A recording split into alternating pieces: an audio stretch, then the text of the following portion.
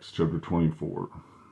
And after 5 days, Ananias the high priest descended with the elders, and with a certain orator named Terullius, who informed the governor against Paul.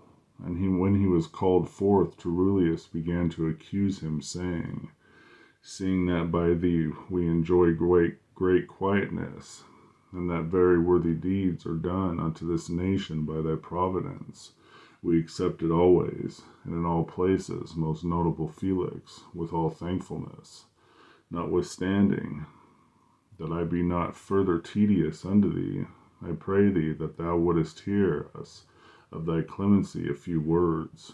For we have found this man a pestilent fellow, and a mover of sedition among the Jews throughout the world, and a ringleader of the sect of the Nazarenes, who also hath gone about to profane the temple, whom we took and would have judged according to our law.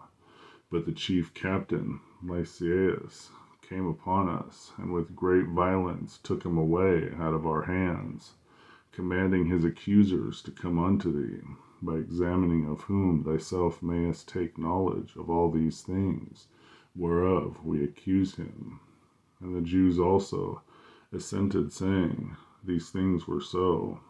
Then Paul, after that the governor beckoned unto him to speak, answered, Forasmuch as I know that thou hast been of many years a judge unto this nation, I do the more cheerfully answer for myself, because that thou mayest understand that there are yet but 12 days since I went up to Jerusalem for to worship.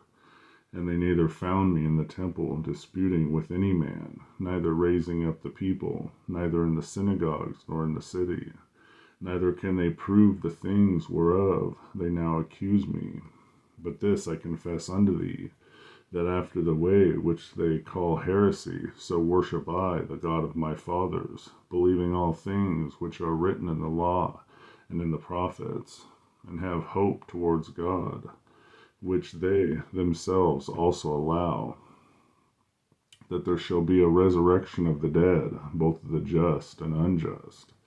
And herein do I exercise myself to have always a conscience void of offense towards God and towards men.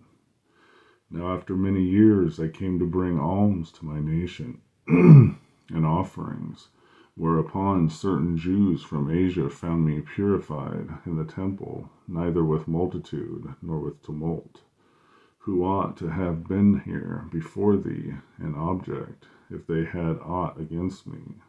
Or else let these same here say, if they have found an evil doing in me while I stood before the council, except it be for this one voice, that I cried standing among them, touching the resurrection of the dead, I am called in question by you this day.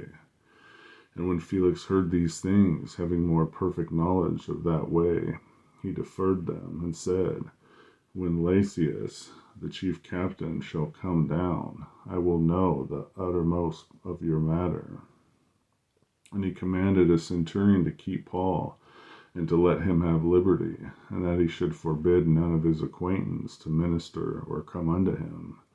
And after certain days, when Felix came with his wife Drusilla, which was a Jewess, he sent for Paul, and heard him concerning the faith in Christ.